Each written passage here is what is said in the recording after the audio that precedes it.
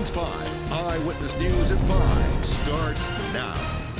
Those of you out there who thought you were eliminated a problem by shopping early, you may be caught up in one of the biggest security breaches in retail history. Hackers somehow got past the network security of Target and now may have the personal information of 40 million shoppers. We wanted to know how that could have happened. So the I-Team's Barry Davis looked into it. He joins us now with what he found. Barry.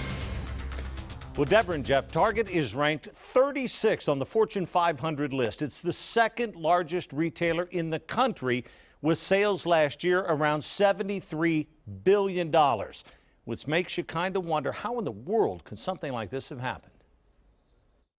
Enough people with enough eyes are going to be able to figure it out. Those eyes may now be poring over the personal information of millions of Americans. Target says the security breach happened the day before Thanksgiving. They finally caught it December 15th.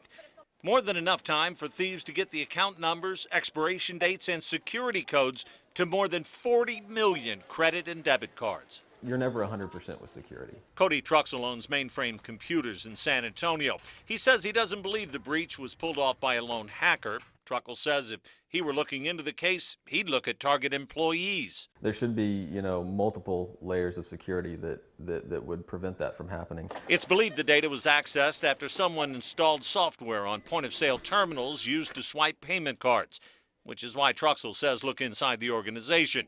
He also says no matter how big the company, nothing's perfect. If someone can figure out a way to do it, someone else can figure out a way to undo it. So if you can figure out someone's security and how it works and how it's layered, you can figure out how to get around that. The thefts are easy enough to stop. Simply cancel your card. But the aggravation can drag on for weeks. If you did use a debit card, you have up to 60 days to dispute that transaction, so you're not liable for it. Cesar Alvarado with the San Antonio Better Business Bureau says consumers obviously won't be held responsible for purchases with stolen information, but thieves could drain bank accounts, which, even though they're protected, can cause weeks' worth of headaches and more than a few concerns with a full week's worth of shopping time before Christmas. Now, Target immediately offered an apology to customers, saying they deeply regret the inconvenience. They're also offering this advice to protect yourself. First of all, you want to closely monitor your account for any incidents of fraud or suspicious activity. If you see any, immediately report that fraud or suspicious activity to the card issuer and the Federal Trade Commission.